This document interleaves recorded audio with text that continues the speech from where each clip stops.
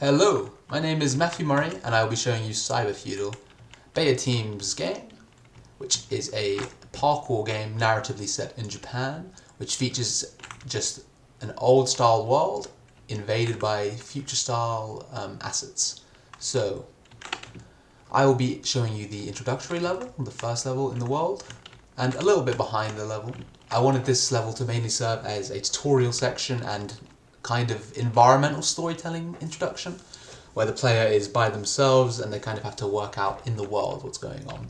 And I've shown clues narratively to lead the player to believe what's happening, so I will now begin to demonstrate that.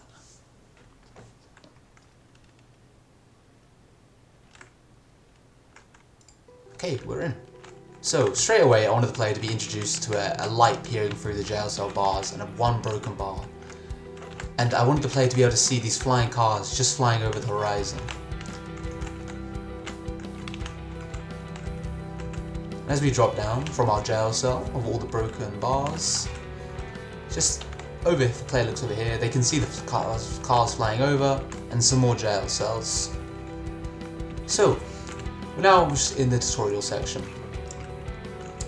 So straight away you can see these walls of a bamboo kind of text string, which I thought would be a fitting timepiece of the location, and some spikes. As you can see, if we jump into them, we just respawn here simply. So to get across this, we jump, it won't be enough, so you have to incorporate the walls and use the wall jumping technique, which you have because you're just quite a skilled former samurai ronin, so naturally you can wall run.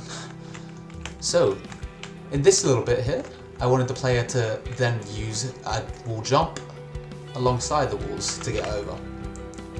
A few more decorative pieces, just some garden lamp assets, a few little simple boxes, and I wanted the cars to keep flying over, leading the player to go forwards. In our gameplay we feature just a little detail, a crouch function, a walking function, and a sprint function. So, and as you carry on around the peak of the mountain, you get introduced to this big portal with a train car coming around the scene. Quite uncharacteristic sights in Feudal Japan, I might say. But yeah, these are obviously the future assets invading through, and this very high-res, high-quality looking portal that I created. So, as we persist, I wanted the mountain to still feel quite prisony and very intentionally old in style, with the old bamboo boarding and a lava pit for old time's sake, I suppose. So yeah, just a simple respawn there, player respawns up here. So to get through this, the player must use their warning skills to get all the way around and glide around here, either gliding around or jumping, really the player's choice. So as I meant the environmental storytelling, I wanted the player to keep being introduced to more and more future things and pathing the way around the craggy peaks of this prison that has now been invaded by all manner of future technology. And now you might be thinking as a player, how are you ever going to get past this area?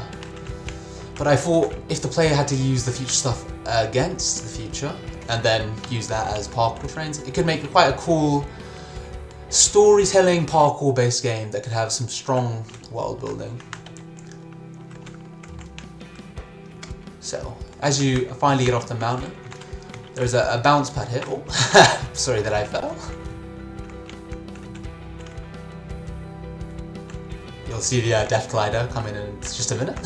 Sorry about that. And then yeah, you have to jump over here, get onto this train, which is quite hard to move on. So I wanted to give the player some time to think about what they're going to do, as they need to kind of formulate an idea. So, as the player jumps on, a big part of the game is that they run out of time on the walls. So I wanted to give these every now and then, to give the players a second or two if they needed to think about what to do.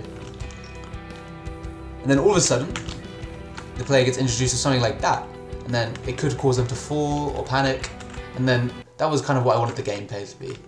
Just a way for good players to just kind of feel out what they're doing, and bad players to be tested unexpectedly occasionally. So this is what the final section really is. I just wanted to be a sort of more of a spectacle bullet train kind of situation, with the nice music to really serve as a fitting introductory level of Cyber-Feudal, with equal elements cyber and equal elements feudal, all coming together in a nice, not too stressful, but challenging wall running section, where the player would have to use what they've learned in this little end final set piece. Just a way to get out of prison and get introduced properly with the main antagonistic force of the game. Oh, in case you can tell, these are little flying cars, by the way. Yeah, so I apologize for falling, I just quickly got back here. So, yeah. And on the top of these, as you can see, there's spikes everywhere, just to stop the player from possibly cheating and going up there, which is unintentional. So as the player progresses, they'll always be able to see these cars flying off in the future, leaping from this little portal bubble here, towards an orange portal. If they look down, they can see this, which does resemble a kind of an aspect of freedom. So I wanted the player to naturally try and jump onto one of these as they time it, and then ride it on over to the portal. Getting ready to time the jump. And this should be freedom. Sorry about that, my OBS ran out of data, so I had to restart recording again and lost quite a bit of progress there.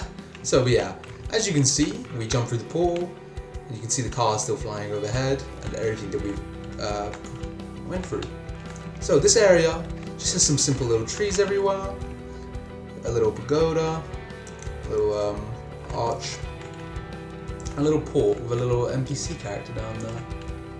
So the main idea of this area, I just wanted to be kind of a very natural, close to home, feudal kind of assets here. None of the future stuff pressuring us. And as you can see on this boat, we just hop down. Well, a little detail to remember here is that a lot of these little locations have been painted specifically for it. And that I wanted collectibles in a lot of these locations. So a lot of them are built in the searches of wanting players to look for them.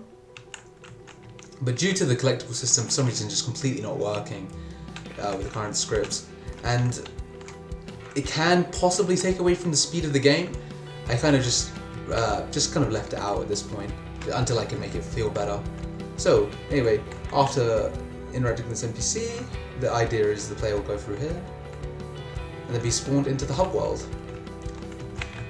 And this little hub world is majorly inspired by the hub worlds of FromSoft games, namely the Soul series, such as The Hunter's Dream or Firelink Shrine, a place away from everything where the player can kind of just feel safe and calm and away from all the oddities and dangers of the world. So this area has little areas to wall run off of, just kind of feel out their movement, and generally practice if they want to. And I wanted all these different buildings to kind of serve as the possible levels, namely why there is 5 of them. But due to time constrictions and possible group issues, the scope of the game didn't fully flesh out. So this would be where one level could be, and go into here where another one could be, and same for all the other ones, and then the last one would be up here. But yeah, that is simply the hub area and the introduction level of Cyber-Feudal. So I hope you enjoyed, and thank you very much for watching. Thank you so much.